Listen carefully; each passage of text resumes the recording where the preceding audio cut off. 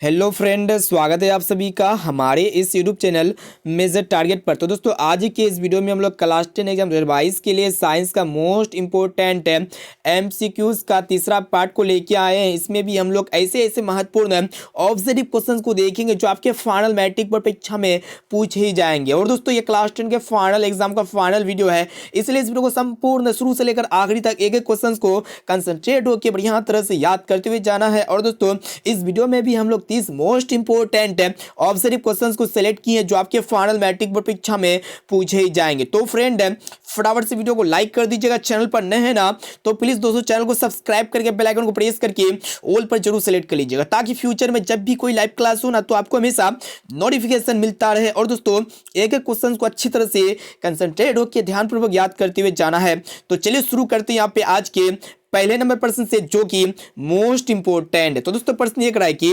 विभवांतर मापने वाले यंत्र को कहा जाता है। तो यहाँ पे चार ऑप्शन है।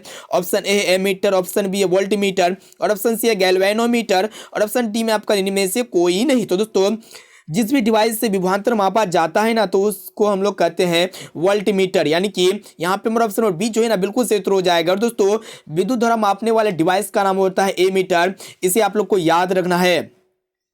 चलिए देखते हैं यहाँ पे दूसरा प्रश्न देखिएगा क्या कराए कि एमीटर को विद्युत परिपथ में कैसे जोड़ा जाता है, बहुत ही महत्वपूर्ण है। ऑप्शन ए में आपको श्रेणी क्रम में या फिर पार्श्वबद्ध में, और ऑप्शन सी ए और बी दोनों में, या फिर इनमें से कोई नहीं। तो दोस्तों, आप लोग को बता देते हैं एमीटर को विद्युत परिपथ में जो है ना श्रेणी क्रम में जोड़ा जाता है, इसे आप लोग को याद रखना है। यानी कि यहाँ पे हमारा ऑप्शन नंबर ए जो है ना बिल्कुल सही उत्तर हो जाएगा। मोस्ट इंपोर्टेंट प्रश्न आपके फाइनल मैट्रिक बोर्ड परीक्षा के लिए काफी महत्वपूर्ण है।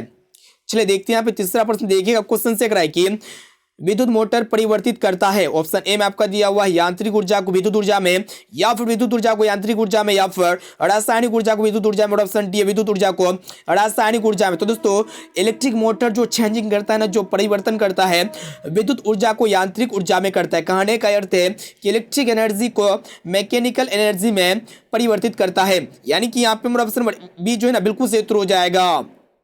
चलिए देखते हैं यहाँ पे चौथा प्रश्न देखिएगा, जो कि मोस्ट इंपोर्टेंट है। तो दोस्तों, प्रश्न ये कराए कि कृत्रिम वीर्य के किन अपशिष्ट उत्पादों को रुधिर से अपवहन द्वारा पृथक करता है। ऑप्शन ए में आपका दिया नाइट्रोजन के द्वारा, या फिर कार्बन के द्वारा, या फिर ऑक्सीजन के द्वारा, और ऑप्शन डी में आपका दिया इनमें से कोई नहीं। तो दोस्तों, कृत्रिम वीर्य जो होते हैं ना, ये नाइट्रोजन अपशिष्ट उत्पादों को रुधिर से अपवहन द्वारा पृथक करता है। यानी कि यहाँ पे हमारा ऑप्शन नंबर ए जो है ना बिल्कुल सही उत्तर हो जाएगा। और दोस्तों, वायुमंडल में नाइट्रोजन गैस की सबसे ज्यादा मात्रा में पाई जाती है, 78% जो है ना नाइट्रोजन गैस पाई जाती है हमारा वायुमंडल में।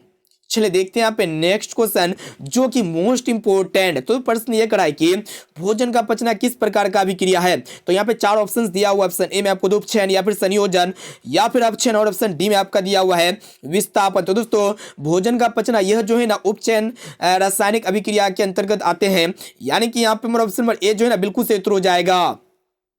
अब चलिए फ्रेंड देखते हैं यहाँ पे देखिएगा छठा प्रश्न देखिएगा, जो कि मोस्ट इंपोर्टेंट क्वेश्चन है। देखिएगा कि प्रकृति में काफी महत्वपूर्ण प्रश्न को यहाँ पे देखे आए। देखिएगा कि प्रकृति में ऑक्सीजन का संतुलन कैसे बना रहता है। ऑप्शन ए में आपका दिया संयोजन क्रिया से, या फिर प्रकाश संश्लेषण से, या फिर अपघटन से, या फिर इनमें से कोई नहीं। तो दोस्तों, प्रकृति में जो ऑक्सीजन का जो संतुलन बना रहता है ना, प्रकाश संश्लेषण क्रिया से बना होता है। यानी कि यहाँ पे हमारा ऑप्शन और बी जो है ना बिल्कुल सही उत्तर हो जाएगा।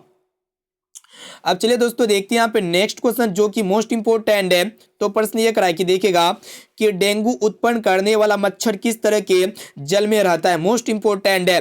ऑप्शन ए में आपका दिया साफ जल में, या फिर गंदा जल में, या फिर खारा जल में, और ऑप्शन डी है मृदु जल में। तो दोस्तों, डेंगू उत्पन्न करने वाला जो मच्छर होता है ना, ये साफ जल में पनपता है। यानी कि यहाँ पे हमारा ऑप्शन नंबर ए जो है ना बिल्कुल सही उत्तर हो जाएगा। और दोस्तों, मलेरिया उत्पन्न करने वाला मच्छर जो है ना, ये गंदा जल में पनपता है, इसे आप लोग को याद रखना है।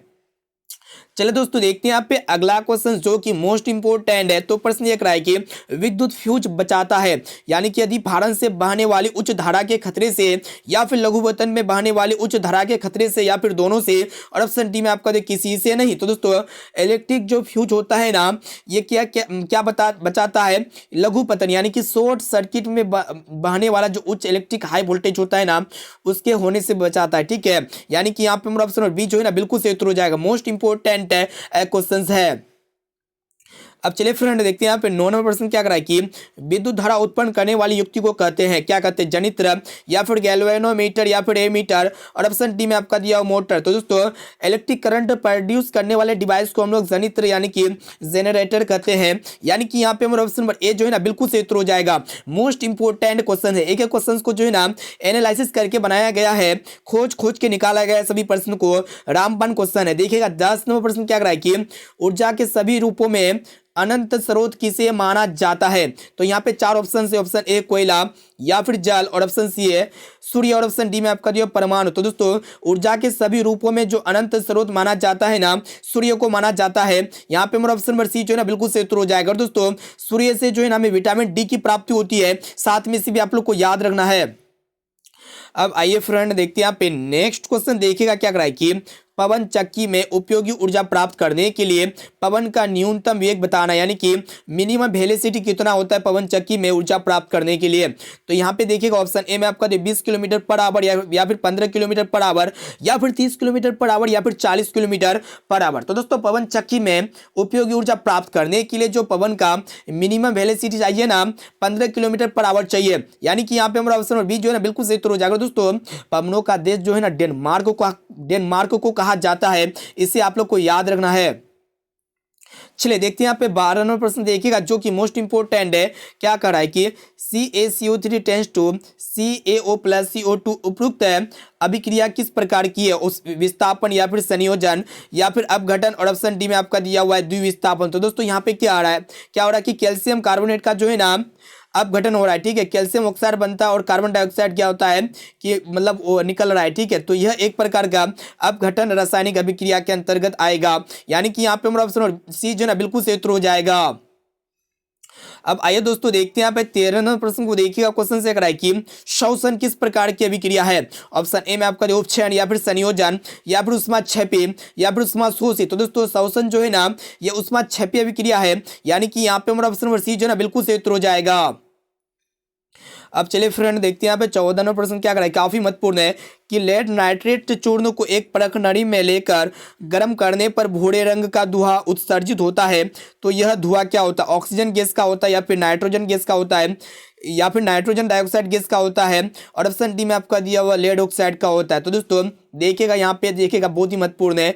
लेड नाइट्रेट चूर्ण को जब एक परख नली पर लेकर के गर्म कर देंगे ना तो भूरे यानी कि ब्राउन कलर का जो धुआं उत्सर्जित होता है ना, तो ये धुआं जो होता है NO2 का होता है, यानी कि नाइट्रोजन डाइऑक्साइड का होता है। यानी कि यहाँ पे हमारा ऑप्शन नंबर बी जो है ना बिल्कुल सही उत्तर हो जाएगा। चलिए देखते हैं यहाँ पे 15 नंबर प्रश्न क्या कराए कि निम्नलिखित में कौन लवण है। तो यहाँ पे 4 ऑप्शंस दिया हुआ HCl या फिर NaOH या फिर K2SO4 या फिर NHOH। तो दोस्तों यहाँ पे देखिएगा जो सॉल्ट होगा ना क्या होगा K2SO4 यानी कि पोटेशियम सल्फेट एक प्रकार का लवण है। इनके अलावा HCl हो गया आपका एक प्रकार का अम्ल होता है, NaOH और NH4OH यह दोनों जो है ना क्षार है, इसे आप लोग को याद रखना है। चलिए देखते हैं यहाँ पे नेक्स्ट क्वेश्चन जो कि मोस्ट इंपोर्टेंट है। सभी प्रश्न जो है ना रामबाण क्वेश्चन है। देखिएगा कि कठोर जल को मृदु बनाने के लिए सोडियम के किस यौगिक का उपयोग किया जाता है। ऑप्शन ए में आपको दे सोडियम क्लोराइड का या फिर सोडियम कार्बोनेट का या फिर सोडियम हाइड्रोक्साइड का या फिर सोडियम हाइड्रोजन कार्बोनेट का। तो दोस्तों आप लोग को बता देते हैं कि कठोर जल को मृदु बनाने के लिए जो है ना सोडियम कार्बोनेट का उपयोग किया जाता है। यानी कि यहाँ पे हमारा ऑप्शन और बी जो है ना बिल्कुल सही उत्तर हो जाएगा। अब चलिए देखते हैं यहाँ पे 17 नंबर प्रश्न जो कि मोस्ट इंपोर्टेंट है। तो प्रश्न ये कराए कि लोहे का परमाणु संख्या है। ऑप्शन ए में आपको 3 या फिर 26 या फिर 5 या फिर 24। तो दोस्तों लोहे का जो एटॉमिक नंबर होता है ना 26 होता है। यानी कि यहाँ पे हमारा ऑप्शन और बी जो है ना बिल्कुल सही उत्तर हो जाएगा। अब आइए दोस्तों देखते हैं यहाँ पे 18 नंबर प्रश्न क्या कराए कि जस्ता और तनु हाइड्रोक्लोरिक अम्ल की अभिक्रिया के फलस्वरूप निम्नांकित में से कौन सा गैस बनता है। ऑप्शन ए में आपका दिया CO2 या फिर N2 या फिर H2 या फिर SO2। तो दोस्तों जस्ता और तनु हाइड्रोक्लोरिक अम्ल का जब भी रिएक्शन होता है ना तो यहाँ पे कौन सा गैस बनता है, हाइड्रोजन गैस बनता है, यानी कि H2 जिसको हम लोग कहते हैं। ऑप्शन नंबर सी जो है ना बिल्कुल सही उत्तर हो जाएगा। अब चलिए फ्रेंड देखते हैं यहाँ पे 19वां प्रश्न क्या कराए कि निम्नलिखित में कौन अधिक, यहाँ पे बहुत ही महत्वपूर्ण है कि निम्नलिखित में कौन अधिक अभिक्रियाशील है। ऑप्शन ए में आपको देगा Cu या फिर Hg या फिर Ag या फिर Au। तो दोस्तों यहाँ पे देखिएगा जो सबसे अधिक अभिक्रियाशील है ना यहाँ पे कॉपर है जिसका संकेत क्या होता है Cu होता है। ऑप्शन नंबर ए जो है ना बिल्कुल सही उत्तर हो जाएगा। अब चलिए फ्रेंड देखते हैं यहाँ पे 20वें प्रश्न क्या कराए कि लेंसों में मुख्य फोकस की संख्या कितनी होती है। चार ऑप्शंस दिया हुआ है, 2 या फिर 1 या फिर 3 या फिर इनमें से कोई नहीं। तो दोस्तों लेंसों में मुख्य 2 फोकस होते हैं, यानी कि यहाँ पे हमारा ऑप्शन नंबर ए जो है ना बिल्कुल सही उत्तर हो जाएगा। तो दोस्तों आज के इस वीडियो में हम लोग क्लास 10 के साइंस के काफी महत्वपूर्ण है बीवीआई ऑब्जर्व क्वेश्चंस का तीसरा पार्ट को देख रहे हैं। इसमें हम लोग अत्यंत ही महत्वपूर्ण मोस्ट इंपोर्टेंट 30 ऑब्जर्व क्वेश्चंस को सिलेक्ट किए जो आपके फाइनल मैट्रिक बोर्ड परीक्षा के लिए काफी महत्वपूर्ण है। इसीलिए क्वेश्चन को अच्छी तरह से याद करते हुए जाना है। और दोस्तों ये 30% में से अगर आपको जो भी प्रश्न अगर याद ना होना तो प्लीज दोस्तों उस प्रश्न को अपने नोटबुक में नोट कर लीजिएगा, उसे जरूर याद कर लीजिएगा। फिर इसका पीडीएफ जो है ना इजीली हमारे वेबसाइट के माध्यम से डाउनलोड कर सकते हैं बहुत ही सरल तरीका से। चलिए देखते हैं यहाँ पे नेक्स्ट क्वेश्चन क्या कराए कि मोस्ट इंपोर्टेंट है कि समतल दर्पण द्वारा बना प्रतिबिंब सदा क्या होता है, वास्तविक या फिर आभासी और सीधा, या फिर वास्तविक और सीधा। और ऑप्शन डी में आपका दिया हुआ है आभासी और उल्टा। तो दोस्तों समतल दर्पण में जो है ना हमेशा वास्तविक और सीधा प्रतिबिंब बनता है, यानी कि यहाँ पे हमारा ऑप्शन नंबर सी जो है ना बिल्कुल सही उत्तर हो जाएगा। अब चलिए दोस्तों देखते हैं यहाँ पे 22 नंबर प्रश्न को देखिएगा। क्वेश्चन से अगर कि आंख व्यवहार होता है, यानी कि हमारे आंख में जो है ना किस लेंस की तरह व्यवहार होता है, अवतल दर्पण की तरह या फिर उत्तल लेंस की तरह या फिर समतल दर्पण की तरह या फिर इनमें से कोई नहीं। तो यहाँ पे छाट के भी बता सकते हैं हमारे आंख में जो है एक प्रकार का लेंस पाया जाता है। तो यहाँ पे ऑप्शन बी में आपका दिया हुआ उत्तल लेंस, जो कि यहाँ पे हमारा ऑप्शन और बी जो है ना बिल्कुल सही उत्तर हो जाएगा।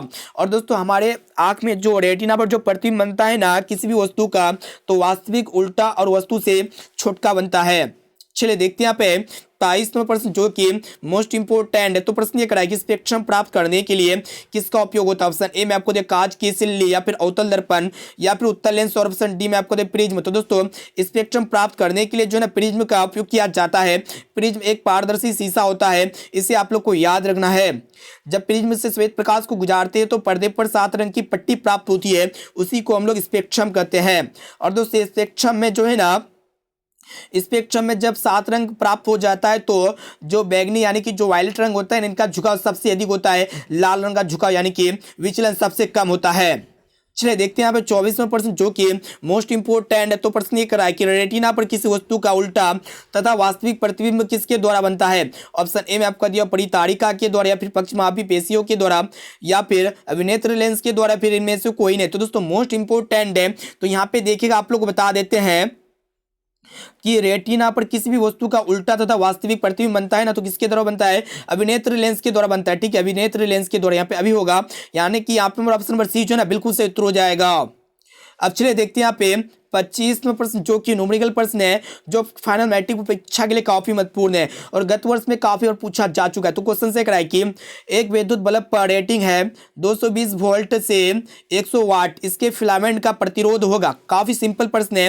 तो यहाँ पे देखिएगा इसके लिए एक फॉर्मूला होता है प्रतिरोध ज्ञात करने के लिए, आर बराबर जो होता है ना क्या होता है, v² होता है। तो यहाँ पे देखिएगा v कितना है, 220 वोल्ट है, तो v का स्क्वायर यानी कि 220 को 220 से गुणा कर देंगे सिंपली।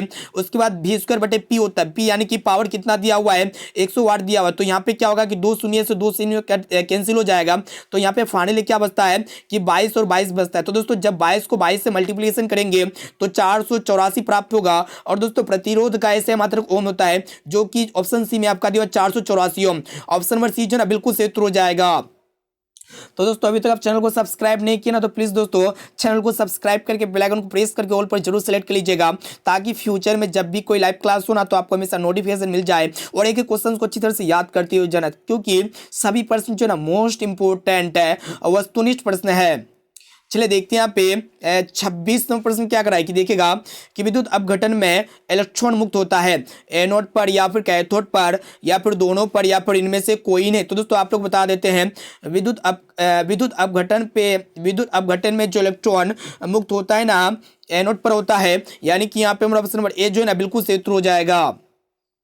अब आइए फ्रेंड देखते हैं यहाँ पे 27वां प्रश्न क्या कराए कि हाइड्रोकार्बन कौन है।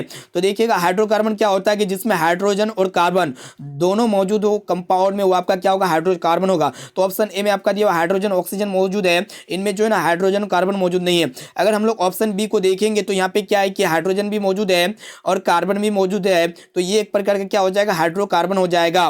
कहने का अर्थ है यहाँ पे ग्लूकोज का जो रासायनिक सूत्र होता है ना, यही आपका हाइड्रोकार्बन यौगिक है, इसे आप लोग को याद रखना है, काफी महत्वपूर्ण है। और दोस्तों नाइट्रिक का अणुसूत्र क्या होता है, नाइट्रिक अम्ल का HNO3 होता है।